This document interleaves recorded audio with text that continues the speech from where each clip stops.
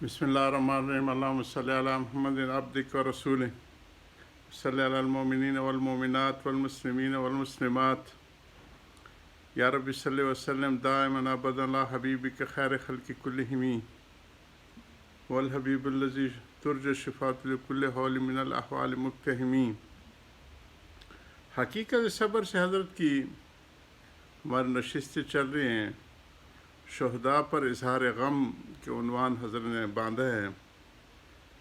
صاحب میں کہہ چکا ہوں کہ صدمہ اس واقعے میں ہوتا ہے جو مبتلا کے خلاف مرضی ہو، جبکہ ہر مسلمان کی یہ تمنا ہے، ایک تمنا ہے شہادت مطلوب و مقصود مومن، نہ مال غنیمت نہ کشور کشائی۔ اور حضرت عمر بن خطاب کا بھی میں ذکر کر چکا کہ مدینہ سے باہر کھڑے ہو کے شہداء کے درجے بلند ہونے کے اظہار فرماتے تھے، اور سر مبارک اوپر کرتے تھے، دستار مبارک نیچے گر جاتی تھی، کتنے اونچے درجے ہوں گے۔ اور کہتے تھے عمر اس وقت تو مارکا جو ہے وہ روم اور فارس کی سرحدوں پہ، اور تو بیٹھو مدینہ میں شہادت کا طلبگار ہے۔ تو ان کی مشہور دعا ہے اللہم ارزقنی شہادت فی سبیلک واجعل موتی فی بلد الحبیبک۔ تو شہادت تو ہر ایک مسلمان کا، بلکہ حضرت پچھلے مجلس میں کہہ رہے ہیں کہ جس کی دل میں شہادت کی تمنا نہ ہو تو اس کو اپنے ایمان کی تقویت کی فکر کرنی چاہیے۔ تو صاحب میں کہہ چکا ہوں کہ صدمہ اس واقعے میں ہوتا ہے جو مبتلا کے خلاف مرضی ہو۔ کیا آپ کا یہ خیال ہے کہ یہ واقعہ ان حضرات کے خلاف مرضی ہوا اور وہ شہادت کی طالب نہ تھے؟ ہرگز نہیں۔ تو جب وہ شہادت کے طالب تھے تو اپنی مراد کو پہنچ گئے۔ اس لیے نوح و ماتم کیسا؟ کیا آپ یہ جانتے ہیں کہ حق تعالیٰ ان حضرات شہداء کو مراتب و منازل عطا نہ فرماتے جو اب حاصل ہوئے؟ کیا آپ کے نزدیک ان حضرات کو اس واقعے سے اجر نہیں ملا؟ اور بھلا یہ تو بتلاؤ کہ کیا آپ کے سلف اسلاف دین کے لیے ایسی جان نثاری اور جان فروشی نہ کرتے؟ آج آپ کو اس کے لیے ہمت کیوں کر ہوتی؟ اور اگر یہ نظیریں آپ کے سامنے نہ ہوتی تو ایسے موقع میں دین کے لیے جان دینے کو تمہارے دل کیسے بڑھتے؟ ہمارے کارگل کے واقعے میں مجھے 3 جرنیلوں نے جو اس وقت اس آپریشن میں تھے، اب تو تینوں ریٹائر ہو گئے ہیں، جنرل اسرار گمن تھے، جاوید تھے، اللہ ان کی درجات بنا، ہمارے نوجوانوں کے ہر طرح سے ہر جگہ حفاظت فرمائے۔ کرنل شیر کی وہ جو ٹائیگر ہل پہ یہ لوگ جو قابض تھے، تنہا پوری بریگیڈ کا مقابلہ کرتے رہے، اور وہ انہیں کہتے رہے، پورا ہفتہ انہوں نے ریزسٹنس کی کہ ہتھیار ڈالو، تو وہ یہ جواب دیتے تھے کہ شیر ہتھیار نہیں ڈالا کرتے۔ اور انڈین آرمی نے اس کی جو ڈیڈ باڈی کے ساتھ لیٹر بھیجا کہ اتنا بہادر اور جان نثار تھا کہ اگر حکومت پاکستان اس کو اعلیٰ جان نثاری کا جو ہمارا وہ ہے اعزاز ہے وہ نہ دے، نشان حیدر، تو انڈیا کی ذمہ ہے کہ وہ اس کو تسلیم کرتے ہوئے اس کو دے۔ اور وہ ساری چیزیں اس میں آ گئی ہیں، اللہ تعالی ہمارے ان اکابرین کی۔ تو کہتے تھے 2 مہینے کے بعد جو ان کی ڈیڈ باڈی ہمیں ملی ان کی انڈینز کی طرف سے، شہید کے جسم تو ویسے معطر ہوتا ہے، ان سے خوشبو آ رہی تھی، اور اتنی زبردست خوشبو تھی کرنا شیر۔ تو ہمارا ہر ایک جان نثار ایسے ہی مسلمان، اور انہی اسلاف کی نمونے ہیں جو ہماری زندگی میں، نوجوانوں کی زندگی میں اور شہادت کے لیے تڑپتے رہتے ہیں۔ جب یہ کارگل کا واقعہ ہوا تو ہمارے سارے نوجوانوں نے GHQ کے سامنے بستر ڈال دی کہ ہماری وہاں پہ تعیناتی کرو ورنہ ہم استعفے دیتے.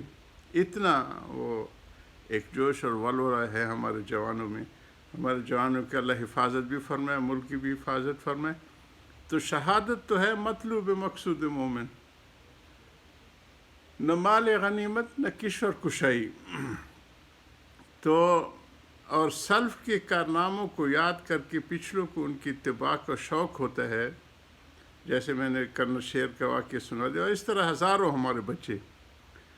اور میں نے بتا دیا کہ جب کارگل شروع ہوا تو ہمارے سینکڑوں ہزاروں بچے آ کے بستر ڈال کے پڑ گئے کہ ہمیں بھیجو، محاذ پہ بھیجو. یہ سبق ہم کو کیسے حاصل ہوتا جب اس واقعے میں ہمارے لیے بھی حکمت ہے اور اس پر اجر بھی ہے. حضرت کی ایک بات پہ وہ ایک سرحدی قابل محرم کے زمانے میں ہندوستان آیا تو اس نے تعزیہ اور علم وغیرہ نکلتے ہوئے دیکھے، اور اس کے پیچھے کچھ لوگ ماتم نوحہ کرتے ہوئے دیکھا. پوچھے یہ کیا قصہ ہے؟ انہوں نے کہا تم کو نہیں معلوم کہ امام حسین رسول اس مہینے میں شہید ہوئے؟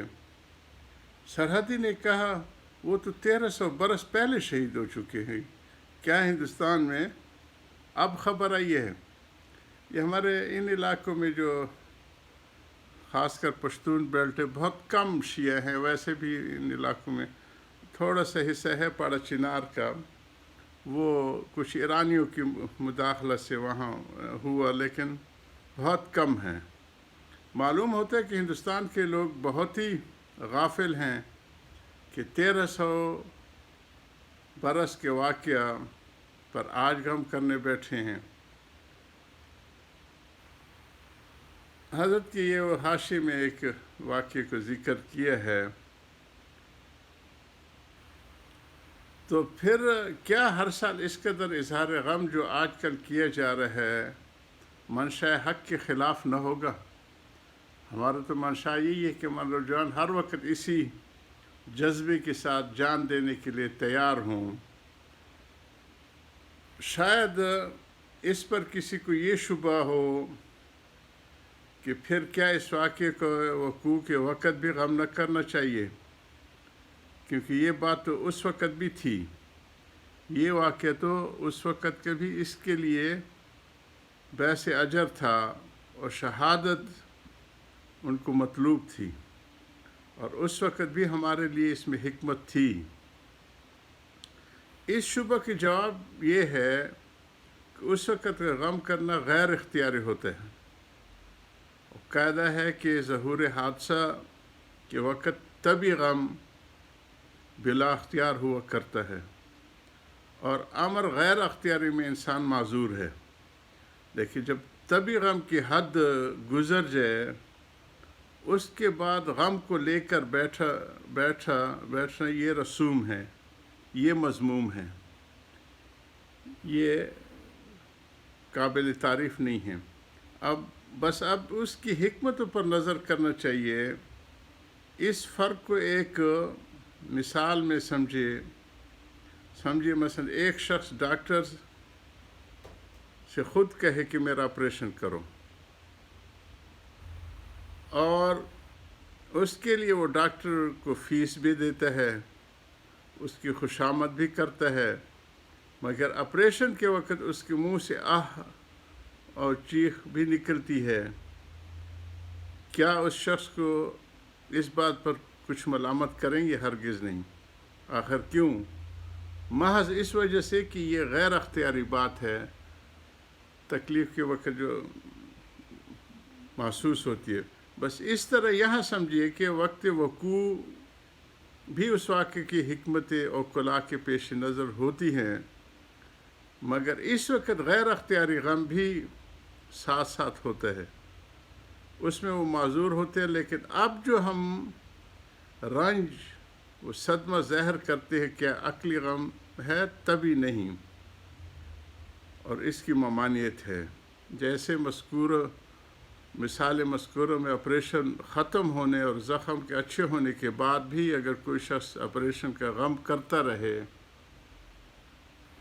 اور ہر سال اس پر ماتم کرے تو اس کو یقیناً سب لوگ بیوقوف کہیں گے۔ اس رنج و غم میں حضرت کن باتوں کو جاری رکھیں گے۔ وآخر دعوانا الحمدللہ رب العالمین۔